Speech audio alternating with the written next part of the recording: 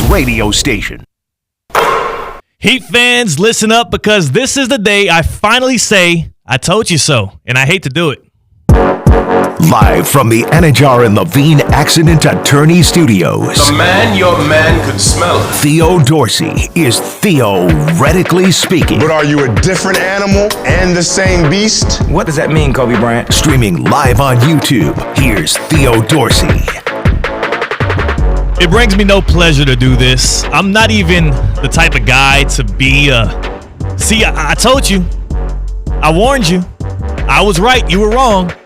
I like to see the joy in others. I'm the kind of guy that feeds off of good energy, that feeds off of other people's good vibes.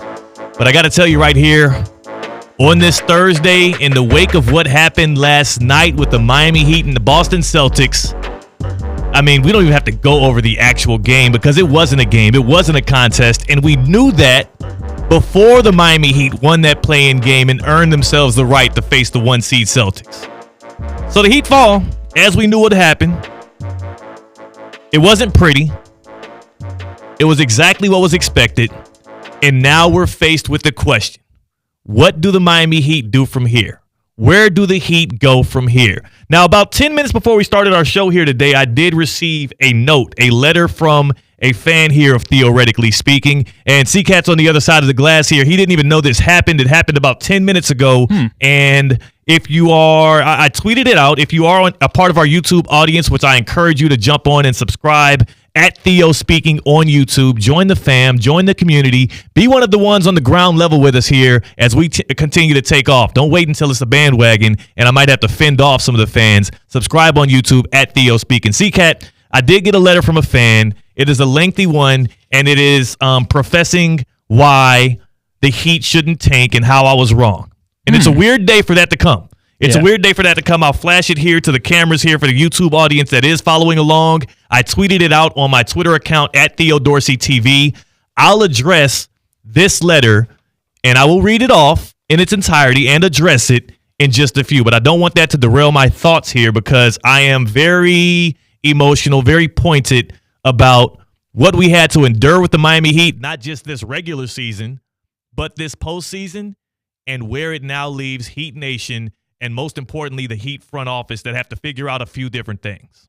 So, first and foremost, we did see the report from Anthony Chang with the Miami Herro that Jimmy Butler is seeking a 2-year, $113 million extension. Jimmy Butler, who did have to sit out these playoffs because he was hurt in the play-in game, sprained his MCL, and he now is going to be going into his 35-year-old season with the Miami Heat. He is now seeking a 2-year deal, $113 million. I did put a poll out on my Twitter as well, at Theo Dorsey TV, asking whether or not the Heat should extend him. There's 3 options. Yes, extend him. No, don't extend him. And the third one is to blow it up. And we have a lot of people that are on the side of blow up what the Miami Heat's foundation is right now. The past 5 years with Jimmy Butler have been, dare I say, above expectation before the Heat got Butler. I'll never forget that offseason when everybody was criticizing and laughing and joking about the fact that Jimmy Butler chose to take his talents to South Beach. People didn't think that was a big swing. And now 2 finals appearances, an Eastern Conference Finals appearance later, and 5 years straight of making the playoffs, it looked like a good move from the Heat front office. It wasn't that move that set the Heat back. It's been the lack of movement, the ability, or at least I would say the comfortability around now saying, hey, since we overachieved with Eric Spoelstra at the helm and with Jimmy Butler leading this thing, we don't have to take a big swing in the offseason. We can just continue to run it back. It's that exact mindset and attitude coded in the hashtag Heat culture that has allowed for things like what we saw this year. The Miami Heat totally and holistically wasted a Jimmy Butler season. They wasted Heat fans' time this year, and this postseason, specifically this 5-game series with the Boston Celtics, was a complete and utter waste of time. We knew what the outcome would be. It ended in 5 games. I expected it to maybe end in 4, but I knew that the Heat have that kind of fight in them, and they're the type of team that if you don't believe in them is when they strike the hardest. So we got further than what we thought we would get, but this was an unmitigated disaster of a season for the Miami Heat, and it leaves you with more questions than answers. And the first question that you have right now is, do you extend Jimmy Butler? My answer to that is unequivocally yes. He is not the problem in Miami. He's only getting older. He's getting into his age 35 season, like I said, next year. That's the wrong side of the superstar age bracket. Everybody's not LeBron James. You're not going to be playing well into your 40s like LeBron James is, but Jimmy Butler is still a damn good player. And if you enter any playoff series with Jimmy Butler, you have to feel confident about your chances. With Eric Spoelstra on the bench and Jimmy Butler on the court, the Heat are going to be fine. Here's the problem right now. This postseason literally tanked the Heat's options for this offseason. It was this postseason exactly. And again, I said this 12 days ago on these radio airwaves, and listen closely to what I said, because I never said the Miami Heat should tank. I never said Eric Spoelstra or Pat Riley should send down the directive to Spo and the team that, hey, just mail this one in against the Chicago Bulls, because now that Kelly Oubre landed on Jimmy Butler and put him out for the postseason, we don't stand a chance. That's not the Heat way. I never said the Miami Heat should tank.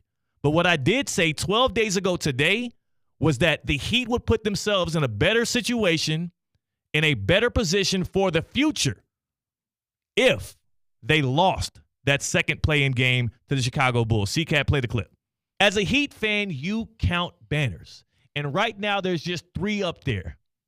And if you really want for this era's team, led by Jimmy Butler and Bam Adebayo, to be able to hang another banner in Kaseya Center over the next couple of years, the best thing for the Miami Heat is to go out silently tonight against the Chicago Bulls.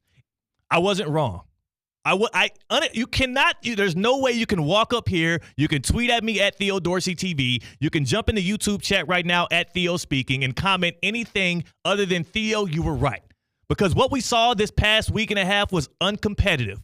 What we saw from the Heat out there on the floor was a waste of everyone's time. Literally, it was such a waste of time on Inside the NBA on TNT. Kenny the Jet Smith didn't even do the halftime pictures. He didn't even do any kind of breakdown because he knew what we knew and that series was over before that game was tipped off. The Miami Heat wasted your time. They wasted a season of Jimmy Butler, and one of the worst things that came out of this playoff series, and it wouldn't have been as much of a problem if the Heat lost in that play-in game. But we got 5 games of Tyler Herro as a main option. Let's not forget last offseason when Joe Cronin tanked Tyler Herro's trade value. He's probably the Heat's most valuable asset to move right now in Tyler Herro. And what we saw out of these 5 games of Tyler Herro with the spotlight the brightest, I'm going to steal a quote here. The problem with exposure is you can get exposed.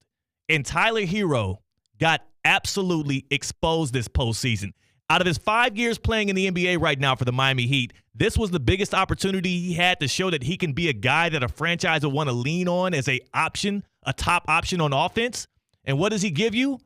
Through 5 games against the Celtics, 16 points per game, 5 assists. He shot 38% from the floor and 35% from deep. It was his least efficient postseason he's had, and it was the time that he had to get that center stage and show that he's worth the contract that the Heat extended him on. Tyler Herro sunk his value. He literally sunk his value. And if you don't want to believe me, how about we ask the OG? Because Udonis Haslem now is apparently an ESPN analyst, and I love it. But take a listen to Udonis Haslem just an hour or so ago on NBA Today. He was asked whether or not the Heat can move forward with Bam Adebayo and Tyler Herro, and listen to what, and again, UD played with Tyler Herro. I know he's retired now, but he played with him. He knows them. He knows this locker room inside and out. Here's UD on Tyler Herro.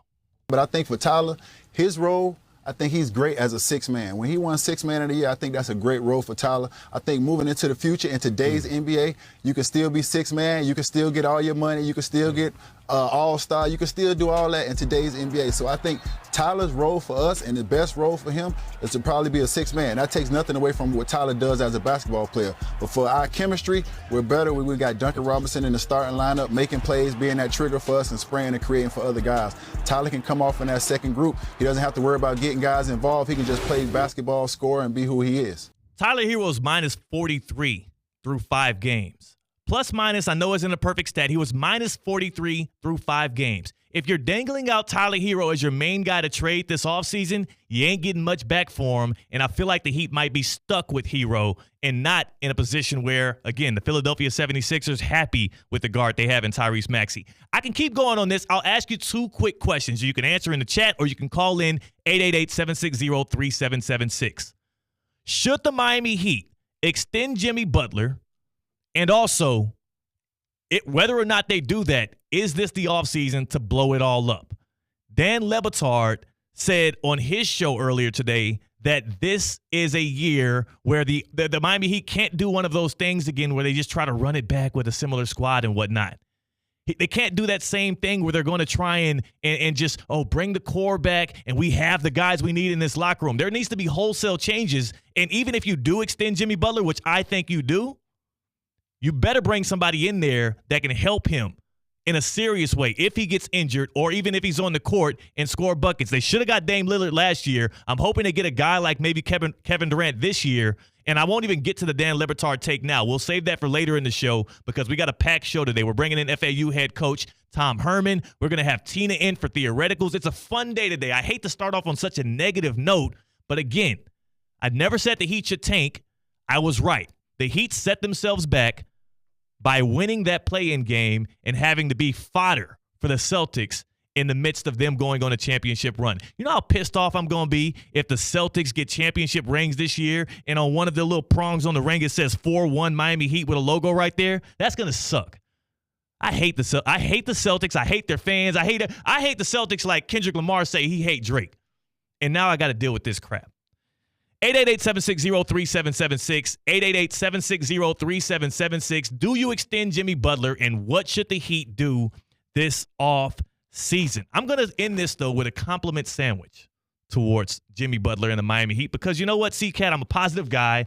Compliment sandwiches are my favorite kind of sandwich. And you walked into the studio hungry today. Like food's on your mind. Food is on my mind. I want to grub. So here's my compliment sandwich. With a compliment sandwich, you give a compliment, you give a criticism, you end it with a compliment, they get the good message, and they move on. The first compliment is 5 straight playoff appearances for the Miami Heat is the 5th longest streak active right now in the NBA. Consistency's good. Consistency's good. Here's the criticism.